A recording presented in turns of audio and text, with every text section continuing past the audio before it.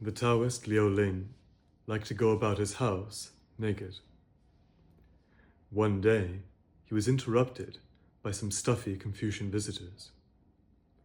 When they expressed surprise and likely no little dismay at his lack of trousers, he replied, "The whole universe is my house, and this room is my trousers.